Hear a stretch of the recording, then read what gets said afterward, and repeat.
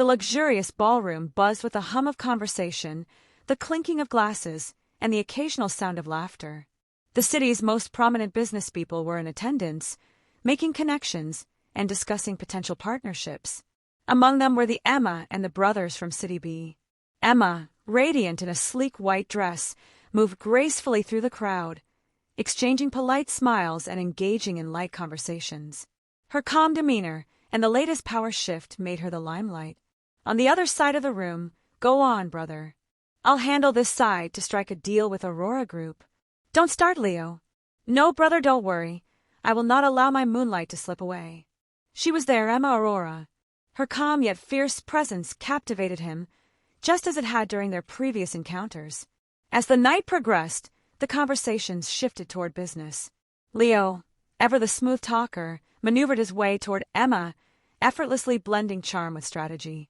"Emma, I heard Aurora Group has been eyeing the automobile sector. Quite the bold move. We might have something that aligns with your vision." Emma arched an eyebrow, intrigued but not easily swayed. "You're well informed, Mr. Callahan. But tell me, what exactly do you have in mind?" Leo flashed a confident smile, his fingers tapping his glass lightly. "An exclusive joint venture. Callahan Enterprises is expanding its manufacturing units, and we need a strong partner. Aurora Group has the influence and strategic positioning in City A, while we dominate City B. A collaboration could change the market landscape entirely." Emma considered his words carefully. She wasn't one to jump into decisions based on smooth words alone, but the proposal was promising. "Interesting. If your projections are solid, this could be beneficial for both sides. We'll need details, of course." "Of course. That's why I'd like to set up a formal discussion. Tomorrow, perhaps. You, Sophia, and the Callahan brothers at our office." Emma nodded, the beginnings of a deal forming in her mind. "I'll discuss with Sophia, but I believe we're thinking along the same lines. Let's meet tomorrow and talk numbers."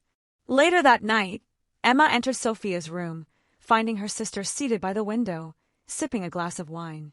Without hesitation, she sat across from her, her expression thoughtful. The Callahan brothers proposed a collaboration in the automobile sector. Leo initiated the discussion, and honestly, I think they need this project more than we do. Sophia swirled her wine, her gaze sharp as she considered Emma's words. "Good. That gives us leverage. If they're the ones in need, we can dictate the terms." Emma nodded, a small smirk playing on her lips. "Exactly my thoughts. I agreed to a meeting tomorrow to discuss it further. You should attend. Your presence alone will set the tone." Sophia leaned back, her lips curving into a knowing smile. "I'll be there, but I'll come in a little later. I have some business to finish first." "Let them stew for a bit. It'll make them more eager." Emma chuckled, already picturing the anticipation that would build in the Callahan brothers as they waited. "Perfect. Let's make them work for it." With that, the sisters shared a look of understanding. Tomorrow would be more than just a business meeting. It would be a game of power, and they intended to play it well. The dimly lit study room was filled with the scent of aged whiskey and leather-bound books. A large mahogany desk sat at the center, with Rey leaning against it, arms crossed, while Leo lounged on the leather couch, spinning a pen between his fingers. The atmosphere was heavy with unspoken strategy. "We need to approach this deal smartly. Aurora Group holds the upper hand, but that doesn't mean we walk in as beggars. We negotiate from a position of strength." Leo smirked, leaning back. "Oh, I know that. But let's be honest, they're not unreasonable." Emma seemed open to the idea. "That's a good sign." Rey narrowed his eyes at his younger brother. "Emma might be friendly, but don't mistake business for pleasure. We need this deal, but if you let your personal feelings get in the way, they'll use it against us."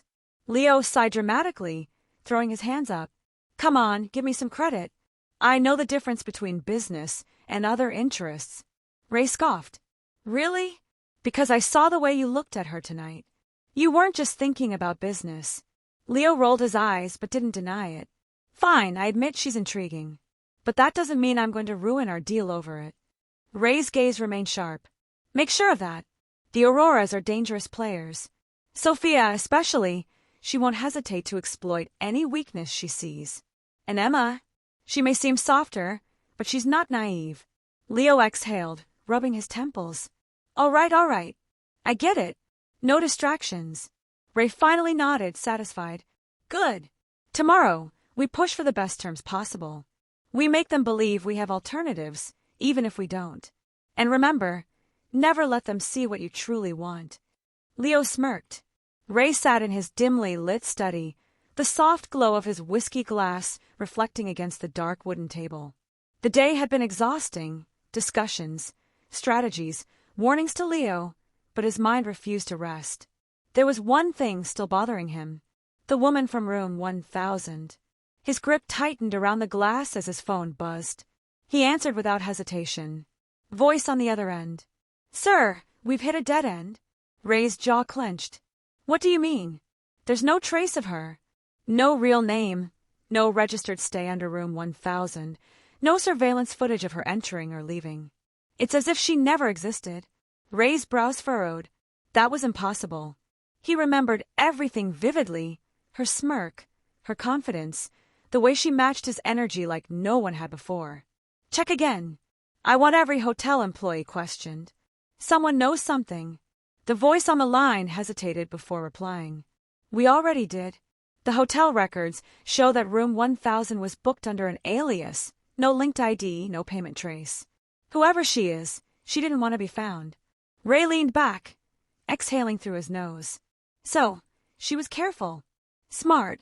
It only made him want to find her more. Interesting. The call ended, but the mystery remained. Rey swirled his whiskey, his mind racing. Who was she? And why the hell did she disappear like a ghost? Rey leaned back in his chair, his fingers tapping against the rim of his whiskey glass as his mind drifted back to City C months ago. It had been an intense race match, the kind that attracted the best drivers, the wealthiest spectators, and the most daring competitors. The crowd was wild, the energy electric. Rey had participated, as he often did for the thrill, but that night, someone else stole the show. A sleek, black motorcycle cut through the competition with precision, weaving through the track like it owned the road. The rider, dressed in all black, helmet covering their face, had taken first place, leaving Rey trailing just behind. It wasn't just skill, it was pure dominance. After the race, Rey had been irritated yet intrigued. He didn't lose often. And then he saw her. She took off her helmet. Fiery waves cascading down, sharp eyes glinting with amusement. That was the first time he saw her. He approached with a smirk, hands in his pockets. Didn't expect to lose tonight. Then race better. She had been direct, unbothered, full of confidence. They talked, first about the race, then about other things. The tension between them had been undeniable. One drink turned into two, conversations became teasing remarks, and soon the chemistry was too thick to ignore. That night, everything escalated. It led to room 1000. The memory flashed vividly, the way she had pulled him close, the way she had matched him, challenged him, consumed him. No one had ever made him feel like that. Rey exhaled sharply, running a hand through his hair. What the hell have I gotten myself into? The next day, the Callahan Corporation building was buzzing with activity as important meetings unfolded behind closed doors. In one of the high-rise conference rooms, Emma Aurora sat across from the Callahan brothers, poised and composed. Leo leaned forward, explaining the finer details of the automobile manufacturing project, his tone smooth and persuasive. Rey, sitting beside him, remained sharp and observant, adding key points where needed. Emma nodded as she flipped through the documents. The numbers were clear. The Callahan brothers led the project, while Aurora Group played a smaller but still significant role. The agreed-upon profit split was 30:70, which was fair considering the scale of their involvement. Emma glanced up, her voice steady. This seems reasonable. I don't see any objections. Just as they were about to finalize the deal, the door swung open. A rhythmic click of heels echoed through the room. Sophia Aurora stepped inside, dressed in a figure-hugging black bodycon dress, fiery wavy hair cascading over her shoulders. Her confidence was undeniable. Her dark eyes scanned the room before landing on the documents in front of Emma. We won't agree to this. Her voice was cool yet firm, and the entire room shifted with the weight of her presence. Emma, unfazed, raised an eyebrow. Sister, Leo, ever the opportunist, immediately stood and greeted her with a charming smile. "Miss Aurora, nice of you to join us." "But Rey!" Rey was frozen. His mind blanked for a moment, because standing before him, this powerful, ruthless, untouchable woman was not just Sophia Aurora, the feared CEO. She was room 1000. She was the woman from City C, the one who had driven him crazy, who had vanished after that night. His grip tightened around the edge of the table. He had spent months looking for her, only to find out she had been right in front of him all along. Sophia, unaware of Rey's internal storm, took a seat next to Emma, crossing one leg over the other. 50:50, she stated flatly. Leo blinked. "Excuse me." Sophia turned to them, unbothered. "If Aurora Group is involved, we don't settle for anything less. 50:50, take it or leave it." Emma sighed. "Sister." But Sophia didn't budge. Rey finally snapped out of his daze, his jaw tightening. "You're joking." Sophia met his gaze for the first time. A slow, almost taunting smile played on her lips. "Do I look like I'm joking?"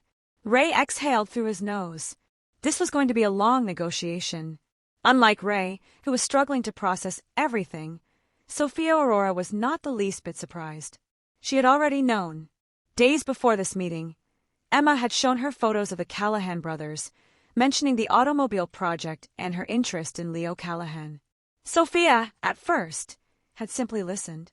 But when Emma had casually pointed at Rey's photo, she had frozen for a second. Room 1000. Her one-night mistake. The man who had dominated her thoughts for months. She had quickly masked her emotions, not letting Emma see her shock. But in that moment, she had realized something crucial. Rey Callahan was not just some stranger from a race match. He was her business rival. And now, he was staring at her like he'd seen a ghost. As Sophia sat down across from him, her sharp gaze met his stormy one. She could see the questions in his eyes, but she gave him nothing. Instead, she smirked, crossing her legs elegantly, looking completely in control. 50:50, she repeated, unbothered. Leo, meanwhile, was grinning ear to ear. He was more focused on Emma, who sat beside Sophia, her calm presence drawing him in. "I don't think we were introduced properly last time," Leo said, looking at Emma. "I'd like to take you out for dinner after this, if you'd allow me." Emma, uncharacteristically caught off guard, hesitated before offering a small smile. "Let's finish the deal first, Mr. Callahan." Rey, who had been watching the exchange silently, suddenly leaned back, forcing himself to regain composure. If Sophia wanted to pretend nothing happened, fine. But now that he knew who she was, there was no way he was letting her go again. Sophia leaned back in her chair, crossing her legs, her expression cool and composed. "A 50:50 split isn't just about fairness," she stated firmly. "Aurora Group may have a smaller role in execution, but our name carries weight. With us, your project gains credibility, a stronger investor network, and exclusive supplier access. Without us, you're looking at months of delays and higher costs." Rey studied her, his sharp eyes narrowing. He wasn't just listening to her words, he was watching her. The way she moved, the way she controlled the room with effortless authority. Leo, who had been focused on Emma, finally sighed. "Fine. 50:50 it is. Let's not waste time over this." Emma, satisfied, nodded. "I'll have the paperwork prepared by tomorrow." Leo turned to her with a charming smile. "Speaking of tomorrow, are you free tonight?" Emma blinked, slightly caught off guard. She glanced at Sophia, who merely raised an eyebrow and said smoothly, "As you wish." After a moment's hesitation, Emma gave Leo a small nod. "All right." Leo grinned and gestured toward the exit. "Then, shall we?"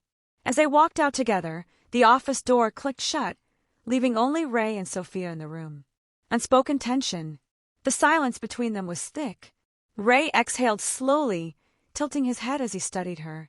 "You knew, didn't you?" Sophia didn't even pretend to misunderstand. She let out a quiet chuckle, standing up gracefully. "Of course." His jaw tensed. "And you didn't think to say anything?" She smirked, stepping toward him, heels clicking softly against the polished floor. "Why would I? It was just one night, wasn't it?" His expression darkened. "That's what you think." Sophia shrugged, amusement dancing in her sharp eyes. That's what it was. She turned slightly as if ready to leave, but before she could take another step, Ray's hand shot out, grabbing her wrist. His grip was firm, his touch warm. You ran away that morning. Again today. How long do you plan to keep running? Room 1000. Sophia's smirk faltered for the briefest moment before she yanked her hand away. You're mistaken, Mr. Callahan. I don't run. I choose. She took another step back, her eyes glinting with challenge. And I chose to leave. Ray's gaze darkened, a slow, knowing smirk tugging at his lips. We'll see about that. As Sophia walked out, Ray watched her retreating figure, a promise burning in his eyes. This wasn't over. Not even close.